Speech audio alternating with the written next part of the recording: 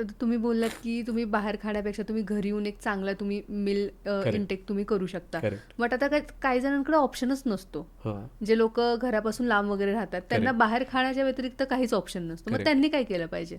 आता त्याला पण तुम्हाला सांगतो, मी पहिलं जे एकदम बोललो ना की फूड इज केमिस्ट्री अल्टिमेटली. हम्म, सो आता मी तुम्हाला सांगतो, मी 4 दिवस मुंबईत राहिला होतो मार्च फर्स्ट वीकमध्ये, ठीक आहे. सो माझा प्रत्येक मील बाहेरच होता.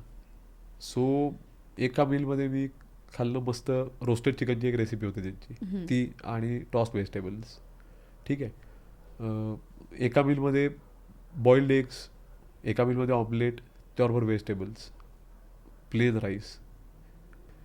सो पॉईंट इज की तुम्ही जगात कुठेही जावा तुम्ही, मी म्हणतो हे तर इंडिया, मुंबई, महाराष्ट्र होतं, बरोबर. उद्या तुम्ही इंडियातही कुठेही जावा, तमिळनाडू, माझे क्लायंट्स मला फोन करतात, काश्मीरमध्ये आहे समजा, किंवा 10 दिवस US ला जाणार आहे किंवा काय. एकच सांगतो की फूड इज केमिस्ट्री. फक्त अवॉइड काय करायची याची एक लिस्ट आहे. डीप फ्राईड, स्वीट्स, डेझर्ट्स जे आपण बघतो. हायपर पॅलेटेबल फूड म्हणजे काय, की जे आपण आज बघतो ना वेगवेगळे डिशेस, की पॅनकेक्स ज्याच्यावरती भरपूर सारे वेगवेगळे काहीतरी हे टाकलेले असतात, ड्रेसिंग्स आणि हे. हम्म, किंवा लेट्स से सिझलर्स आणि हे बघतो आपण बाहेर. मग तुम्ही उद्या जपानला जरी गेला, तुम्ही चायनाला जरी गेला, तुम्ही US ला जरी गेला, किंवा तुम्ही इंडियात कुठे जरी गेला, हम्म.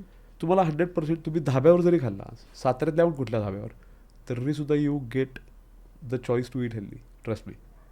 थोडंसं एज्युकेट होणं गरजेचं असतं आपण.